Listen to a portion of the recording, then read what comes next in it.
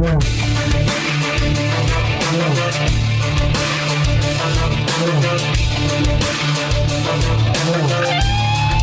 தமிழொலி நேயர்களுக்கு வணக்கம்.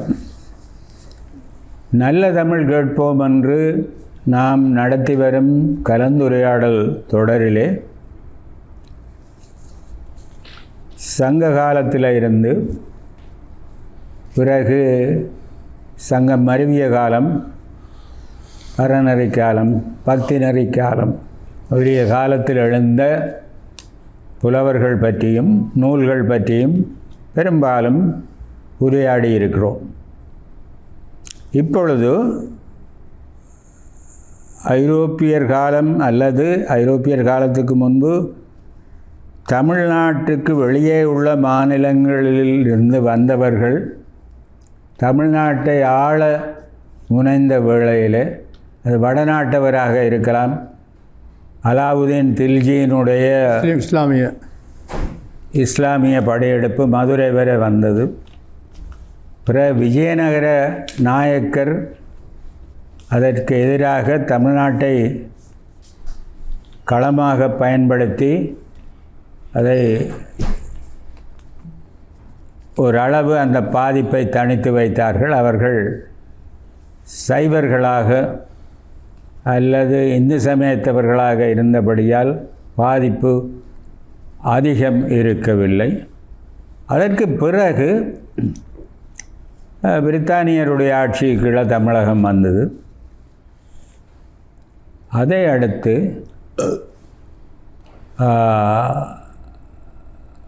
ஐரோப்பியருடைய ஆட்சி காலம் நியாயமாக இழத்தவர்களாக எங்களுக்கு தெரியும். இந்த நாட்டில் 450 ஆண்டுகள் ஐரோப்பிய வல்லரசுகள் இந்த நாட்டை ஆண்டன. தமிழகத்தை பொறுத்த மட்டிலே அது ஒரு வித்தியாசமான பரந்துபட்ட இடமாக இருந்ததுனால இங்கே வித்தியாசமான ஆட்சி முறைகள், ஆட்சி நெறிகள், சமய மத மாற்றங்கள் இவையெல்லாம் நடந்தன.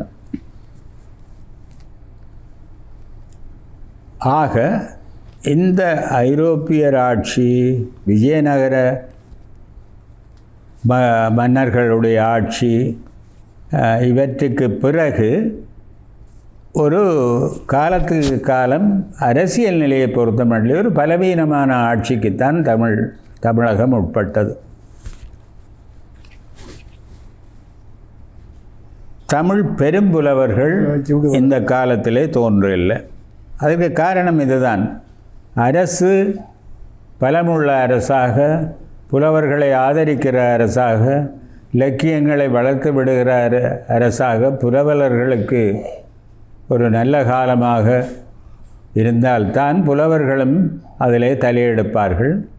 அப்போ கொஞ்சம் நாங்கள் தயக்கத்தோடு சொல்ல வேணும், அந்த காலம் ஒரு மங்கு திசைதான். ஆனபடியால் சொல்லுவார்கள் இலக்கிய வரலாற்று ஆசிரியர்கள், தமிழ் பெரும்புலவர்கள் இந்த காலத்திலே தோன்றவில்லை என்று. ஆனால் சமய நூல்கள் தோன்றின, மடங்கள் எழுந்தன. இந்த இடைவெளி வெற்றிடத்தை நிரப்ப மடங்கள், குறிப்பாக தென்னாட்டில் தமிழகத்திலே மடங்களை மையமாக கொண்டு தமிழ் கல்வி, தமிழ் இலக்கிய வளர்ச்சி, கணிசமான அளவுக்கு புலவர்களுக்கு ஆதரவு மடங்கள் மூலம் கிடைத்தது. இவை வரலாறாக நாங்கள் இன்றைக்கு பார்க்க போகிறது இந்த வரையறைக்குள்ளே எல்லைக்குள்ளே வராத ஒரு அணியினரை முதல்ல பார்க்க போகிறோம். அவர்கள்தான் சித்தர்கள். அவர்கள் ஒரு பழமொழி இருக்குது, சித்தன் போக்கு சிவன் போக்கு. யாரையும் பொருட்படுத்த மாட்டார்கள். மன்னர்களை, வள்ளல்களை, பிரபுக்களை வாசலில் போய் அடிகள் முடியே தெரிந்து மடையரிடமே நடந்து அருணகிரிநாதர் சொன்ன மாதிரி போய் வாசலில் நின்று இறந்து வாழுகிற வாழ்க்கையை பொருட்படுத்தாத ஒரு மரபு, அதுதான் சித்தர் மரபு. அவருடைய பேர் சித்தர்கள்.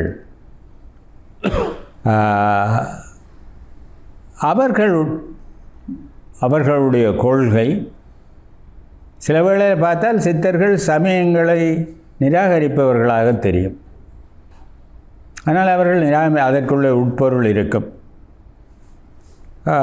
அவர்கள் பாடிய பாடல்கள் ஆழ்ந்த பொருளை உள்ளே வைத்து எளிமையாக சொல்லுகிற பாடல்களாக இருந்தது சித்தர்களுடைய 18 சித்தர்கள் என்று சொல்வார்கள். பலர் இருக்கிறார்கள். சிவவாக்கியர், பாம்பாட்டி சித்தர், சிலர் பட்டினத்தாரை சித்தர் வரிசையில் சேர்ப்பார்கள். இது சித்தர்களுடைய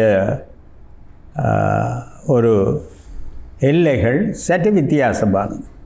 நான் ஒன்றை நேயர்கள், குறிப்பாக மாணவர்களுடைய புரிதலுக்காக சொல்ல வேணும். செக்கோஸ்லோவேக்கியாவைச் சேர்ந்த தமிழறிஞர் கெபில் ஸ்வெலபிள், அவர் தமிழ்நாட்டுக்கு வந்து, நான் சொல்லுகிறது ஒரு 30-40 ஆண்டுகளுக்கு முன்பு, நாங்கள் உயர் வகுப்பில் இருந்த காலம், இளைஞர்களாக இருந்த காலம், தமிழ்நாட்டில் தங்கியிருந்து தமிழ் படித்து தமிழ் இலக்கியம் பற்றிய தம்முடைய மனப்பதிவுகளை செய்திருக்கிறார். அதில் ஒரு நூலுக்கு பெயர் த ஸ்மைல் ஆஃப் முருகன், முருகனுடைய புன்னகை. அந்த முருகனுடைய புன்னகை என்று ஸ்வெலபிள் கருதி அந்த நூல் முழுதும் பேசுகிறது சித்தர்களை பற்றி. அந்த அளவுக்கு சித்தர்கள் பெருமளவுக்கு சில வேளை இலக்கிய வரலாற்று ஆசிரியர்களுடைய கவனிப்பை பெறாவிட்டாலும் ஸ்வெலபிள் போன்ற மேனாட்டு அறிஞர்கள் இந்த சித்தர்கள் பாடலில் வேறு ஒரு போக்கு, வேறு ஒரு அணுகுமுறை இருக்கிறது. அதுவரை தமிழ்நாட்டிலே ஒரு கூற்று இருக்குது, பக்தியின் மொழி தமிழ். ஒவ்வொரு மொழிக்கும் ஒரு பலம் இருக்கும். தமிழுக்கு இருக்கிற பலம் அது பக்தி நெறி. பக்தி நெறிக்கு நிறைய பக்தி இலக்கியங்கள் பாடப்பட்டன. எனவே இந்த ஸ்வெலபிள் சொன்னது மாதிரி அவர் அந்தளவுக்கு மனம் ஈடுபட்டு அதை பற்றி, சித்தர்களை பற்றி ஒரு நூல் எழுதியிருக்கிறார், ஸ்மைல் ஆஃப் முருகன். அப்போ இவற்றை பற்றி இங்கே எங்களோடு உரையாட வந்திருக்கிறவர்கள் பேராசிரியர் சிவலிங்கராஜா அவர்கள், ஞானசம்பந்தன் அவர்கள், வேல்நந்தன், வழமையாக தமிழொலி நேயர்களுக்கு புதியவர்கள் அல்லர். இங்கே நாங்கள் இந்த நிகழ்ச்சியில் கலந்து கொள்ளுகிற எல்லோருக்கும் ஒரு விஷயத்தில் கருத்தொற்றுமை இருக்குது. இன்றைய இளைய தலைமுறைக்கு எங்களுடைய தமிழ் மொழியின், தமிழ் இலக்கியத்தின், தமிழ் மரபின் ஒரு பரிச்சயத்தை, அதனுடைய முக்கியத்துவத்தை உணர வேண்டும். நவீன இலக்கியங்களை படிக்கலாம். நவீன ஆக்கங்களை இன்றைக்கு பரந்து விரிந்து வருகிற அறிவு புலத்தில் பல விஷயங்களை இன்றைக்கு கற்கிறார்கள் மாணவர்கள். அவர்கள் விரல் நுனியிலே பல தகவலை எடுக்கக்கூடியதாக இருக்கிறது. இவை எல்லாம் இருந்தாலும் ஆழ ஒரு நூலுள் நுழைந்து அதிலே இருக்கின்ற சிறப்புக்களை எடுத்து அடுத்த தலைமுறைக்கு இதை கடத்த வேண்டிய ஒரு பெரும் பொறுப்பு எங்களைப் போல வேறு எந்த தகுதியும் இல்லாவிட்டாலும் எங்களுக்கு மூப்பு தருகிற ஒரு தகுதி இருக்கிறபடியால் நாங்கள் எங்களுடைய தலைமுறை பெற்றுக்கொண்டவற்றை ஒரு தொடருக்கு பேர் கற்றதும் பெற்றதும். நாங்கள் பெற்றது, என்னை பொறுத்தமட்டில் நான் கேட்டது, அந்த செய்திகளை என்னிடம் கற்கிற, நான் தமிழாசிரியனாக இல்லாவிட்டாலும் கற்கிற மாணவர்களுக்கு, இளைய தலைமுறையினருக்கு சில நிறுவனங்கள் மூலம் எடுத்து சொல்லி வருகிறேன். எனவே இன்றைக்கு இந்த உரையாடலில் சித்தர்களுடைய மரபை பற்றி நேயர்களுக்கு அறிமுகப்படுத்த இருக்கிறோம். முதல்ல எங்களுடைய மூத்த பேராசிரியர், நெடுங்காலம் தமிழ் கற்பித்த அனுபவம் உடையவர், அவருடைய எளிமையான இனிமையான உரைகளை கேட்டு தமிழொலி நேயர்கள் பலர் எங்களுக்கு பின்னூட்டு தந்திருக்கிறார்கள். பேராசிரியர் சிவலிங்கராஜா அவர்களை சித்தருக்கு ஒரு அறிமுகம் நினைக்குமாறு கேட்டுக்கொள்கிறேன். டான் டிவி நேயர்களுக்கு வணக்கம். இந்த நல்ல தமிழ் கேட்போம் என்கின்ற இந்த தொடரிலே உண்மையிலே இந்த டான் டிவியின் பிரதான நோக்கத்தை தலைவர்கள் சொன்னார்கள்.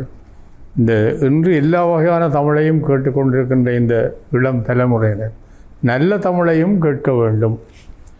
அந்த தமிழினுடைய அழகு, தமிழினுடைய சிறப்பு, தமிழுடைய வனப்பு போன்ற பல்வேறு அம்சங்களையும் இந்த இளைய தலைமுறையினர் கேட்டு ரசித்து அதை தொடர வேண்டும் என்கின்ற ஒரு மேலான விருப்பினால் இந்த நல்ல தமிழ் கேட்போம் என்கின்ற இந்த நிகழ்ச்சியை இவர்கள் தொடர்ந்து இப்போ நீண்ட காலமாக நடத்தி கொண்டு வருகிறார்.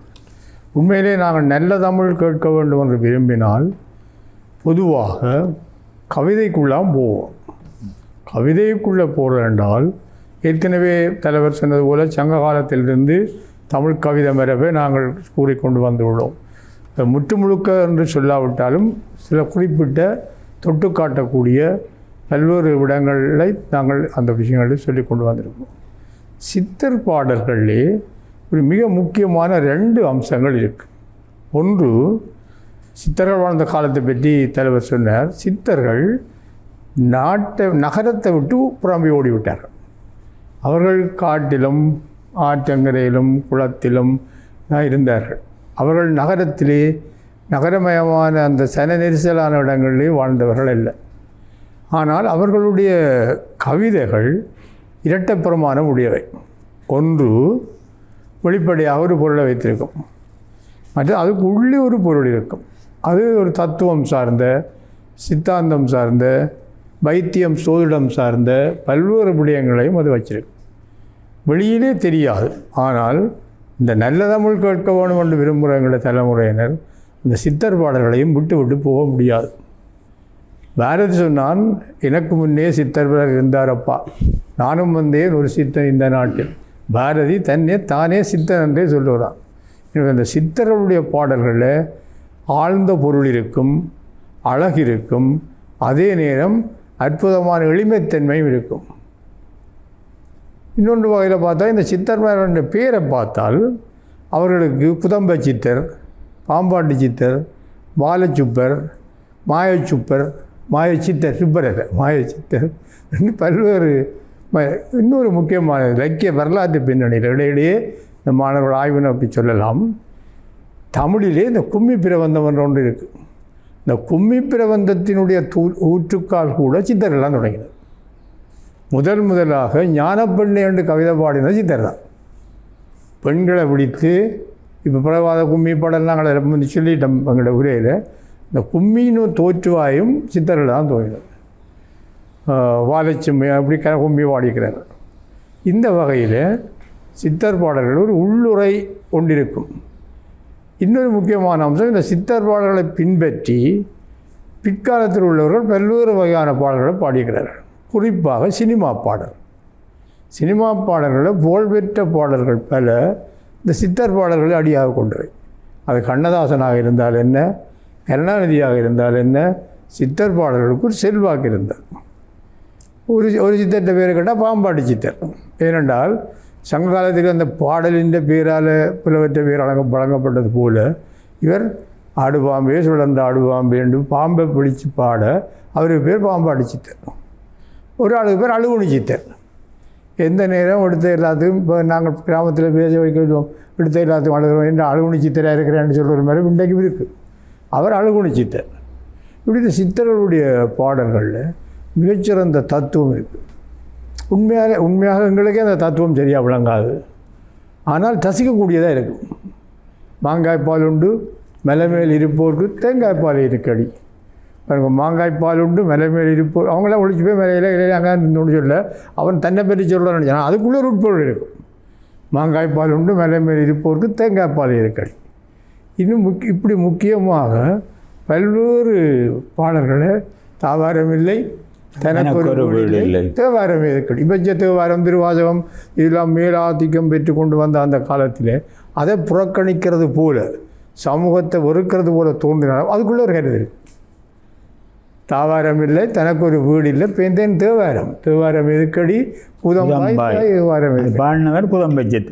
பாடினவர் பேர் குதம்பை சித்தர். எங்களில் வந்து பாருங்க, அந்த ஒரு பேர் குதம்பை, அழுகுனி, இடக்காடு, இதெல்லாம் அந்த பாடல்களை மையமாக வச்சுக்கொண்டு அந்த பேர் வந்துன்னா இவை இந்த வாழ்வியலும் அப்படித்தான்.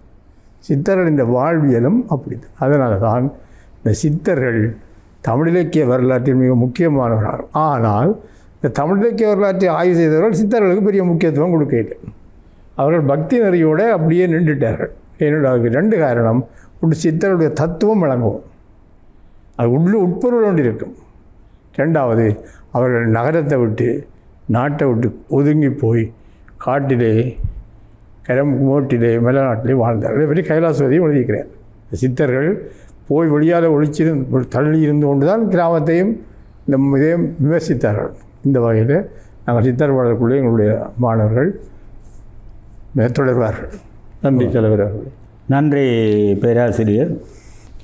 சித்தர்கள்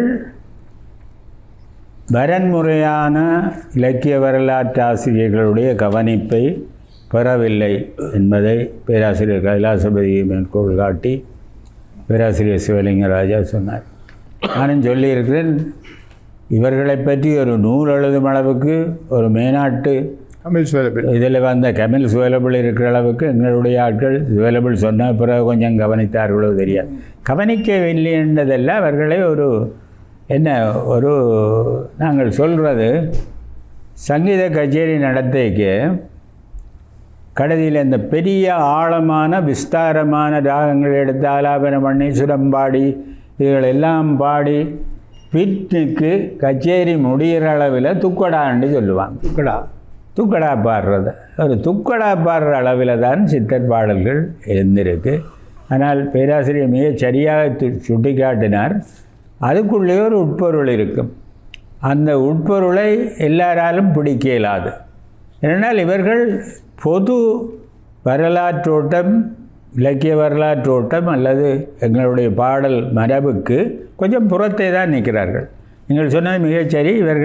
இவர்களுடைய வாழ்க்கை முறை, இவர்கள் நகரமயப்பட்ட வாழ்க்கை வாழ இல்லை. காட்டுக்கு போனார்கள், அங்கே இருந்து பாடினார்கள். அவர்களுக்கு தேவைகள் பெரிதளவுக்கு இருக்க இல்லை. யாரையும் போய் கையேந்து நிற்க வேண்டிய சந்தர்ப்பம் அவர்களுக்கு இருக்க இல்லை. ஆனபடியால் அவர்கள் இப்போ பாருங்கள், சில பேரை பார்த்தா அவர்களை நாத்திகர்கள் போல தோன்றும். நட்ட கல்லை தெய்வமென்று 4 புஷ்பம் சாத்தியே சுத்தி வந்து முணமுணன்று சொல்லும் மந்திரமேதடா. நட்ட கல்லும் பேசுமோ, இது வர நாஸ்திகம் மாதிரி இருக்குது. ஒரு பொடி வைக்கிறார் கடைசியில், நட்ட கல்லும் பேசுமோ நாதன் உள்ளிருக்கையில். என்ன வெளியில் கல்லை வச்சு அதுக்கு தண்ணீர் ஊற்றி பூ வச்சு அவன் உள்ளுக்கு இருக்க வேணும். நாதன், உன்னுடைய இறைவன் உள்ளுக்கு இருக்க வேணும். நட்ட கல்லும் பேசுமோ நாதன் உள் இருக்கையில். அடுத்தது ஒரு நல்ல உவமை, சுட்ட சட்டி சட்டுவம் கரைச்சுவை அறியுமோ. சட்டியிலான சமைக்கிறோம் முந்தின காலத்தில். இப்போ தான் பல நவீனமான லோக சமையல் பாத்திரங்கள் வந்துட்டு முந்தி சட்டியில் தான். அதுக்கு சட்டுவம்ன்றது அகப்பைக்கு ஒரு பெயர். சுட்ட சட்டி சட்டுவம், அதுதான் முதல்ல அந்த சமையலாகிற தயாராகிற உணவோடு தொடர்பு படுகிறது சட்டி. அடுத்ததாக அந்த சட்டியை நாங்கள் சட்டியில் வேகிற பண்டத்தை புரட்டி விடுகிறது, பதத்துக்கு எடுக்கிறது, வற்றி இருக்கோன்னு பார்க்கிறது, வேணுமெண்டா ஒரு முறை எடுத்து சிறிது சுவைத்து பார்க்கிறது, இது எல்லாம் இருக்குது. ஆனால் சட்டிக்கோ சட்டுவத்துக்கோ கறியின் சுவை தெரியாது. இது எங்கே வச்சு உவமை சொல்கிறார்? நீ கல்லை நட்டு போட்டு தண்ணீர் ஊற்றி முழுக்காட்டி பூ வச்சு முணுமுணுத்து கொண்டு ஏதோ உனக்கு தெரிஞ்சதை சொல்கிற, நீ அதுக்குள்ளே போக இல்லை, நீ புற சடங்குகளுக்குள்ளே நிற்கிறாய். நீ மனம் ஒன்றி வழிபாடு செய்யவில்லை என்ற ஒரு எதிர்ப்பு குரலை சித்தன் சொல்லுகிறான். சுட்ட சட்டி சட்டுவம் கரிச்சுவை அறியும். ஒரு சின்ன 4 அடியாலான ஒரு கிராமிய பாட்டில் அவனுடைய சித்தனுடைய தத்துவம், அவன் சொல்ல வருகிற செய்தி மிக காத்திரமாக யாருக்கும் புரியக்கூடியதாக புரிந்து கொள்ள ஆர்வமுள்ளவர்கள் புரிந்து கொள்ளலாம். எளிமையான உதாரணம் அந்த மொழிநடை. பேராசிரியர் சொன்ன மாதிரி இது ஏதோ இலக்கியம் கற்று தமிழ் முறையாக கற்று வருகிறவனுடைய மொழிநடையாக இராது. அது வேணும் பேச்சு தமிழாக இருக்கும். எனவே இது நான் ஒரு உதாரணத்துக்குத்தான் இதை சொன்னேன். ஈழத்து சித்தர்கள் எங்களுக்கு இன்னும் நினைந்து வணங்க அவர்கள் வாழ்ந்த திசை நோக்கி கும்பிடக்கூடிய நிலையிலே எங்களை வைத்திருக்கிறார்கள் என்று சொல்லி இந்த உரையாடலை நிறைவு செய்கிறேன். பங்கு பற்றியவர்களுக்கும் கேட்டிருந்த நேயர்களுக்கும் நன்றி, வணக்கம்.